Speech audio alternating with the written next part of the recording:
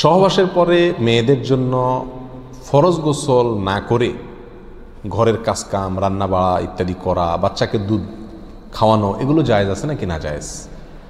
গোসল ফরজ হওয়া অবস্থায় গোসল না করার আগ পর্যন্ত কয়েকটা কাজ করা নিষেধ। 1, নামাজ পড়া নিষেধ। 2, তওয়াফ করা নিষেধ। 3, মসজিদে অবস্থান করা নিষেধ। 4, কোরআন স্পর্শ করা নিষেধ। 5, কোরআন পড়া নিষেধ।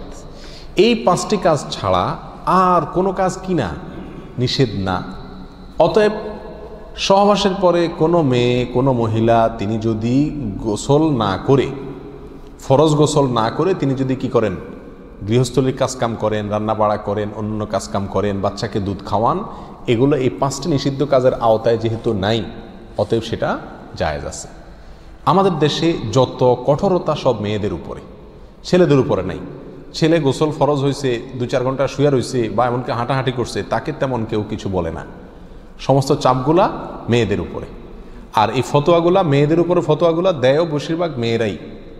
কথার কথা, ননদ আছে, শাশুড়ি আছে বা অন্য কেউ আছে বা জাল আছে, তো তারা খোঁচাইতে শুরু করে যে গোসল না করে বাচ্চাকে দুধ খাওয়াচ্ছে। কোনো বাচ্চা কাঁদতে কাঁদতে মরে যায় কিন্তু দুধ খাওয়ায় না, কেন? কারণ গোসল করে নাই। তো এগুলো না জানার কারণে হয়েছে। ফরজ গোসল না করে 5টি কাজ করা নিষেধ, এর বাইরে আর কোনো কাজ নিষিদ্ধ না। অতএব এমনকি আপনি রোজাও রাখতে পারেন, কি ফরজ গোসল না করে রাখতে পারেন বলতে সাহরি খেতে পারেন, সাহরি খেয়ে রোজা শুরু করতে পারেন। তাহলে আপনি বাচ্চাকে দুধ খাওয়াতে পারবেন না, কে বলেছে? বাসায় কাজ করতে পারবেন না, কে বলেছে? তবে হ্যাঁ, যদি আপনি ফরজ গোসল একটু দেরিতে করতে চান কোনো কারণে, তাহলে সেক্ষেত্রে অন্যান্য কাজকামের সুবিধার জন্য ওযু করে নেওয়া উত্তম। সহিহ মুসলিমের এক হাদিসে আসছে, নবী আলাইহিস সালাতু ওয়াস সালাম গোসল ফরজ হলে ওই অবস্থায় যদি কেউ ঘুমাইতে চায়, শুয়ে থাকতে চায় অথবা অন্য কোনো কাজ করতে চায়, তাহলে তাকে ওযু করে নেওয়ার পরামর্শ দিয়েছেন। অতএব ওযু করে নিয়ে এরপর অন্যান্য কাজ করা উত্তম।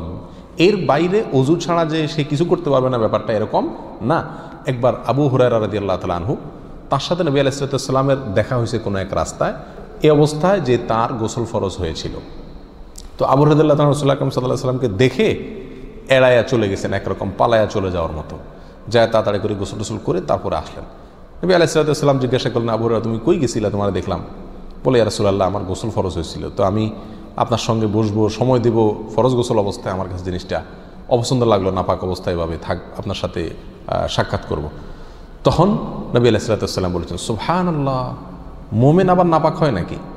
অর্থাৎ এটা তো একেবারে তোমার পুরো বডি নাপাক হয়ে গেছে, টাচ করলে আমি নাপাক হয়ে যাবে, ব্যাপারটা তো এরকম না, তুমি এটাকে এত কঠিনভাবে নিয়েছো কেন? তাহলে এই সব হাদিসগুলোকে সামনে রাখলে মোটামুটি পরিষ্কার হয়ে যায়।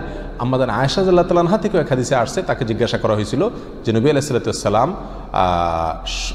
গোসল ফরজ হলে তিনি ঘুমাতেন কিনা? তিনি বলেছেন হ্যাঁ, ঘুমাতেন। কোনো কোনো বর্ণনা আসছে ওযু করা ছাড়াও ঘুমাতেন। তাহলে বোঝা গেল ওযু করে নিয়ে ঘুমানো, ওযু করে নিয়ে কাজকাম করা উত্তম, কিন্তু আপনি যদি নাও করেন তাতে কি হবে না, কোনো গুনাহ এতে হবে না। আল্লাহু আ'লাম।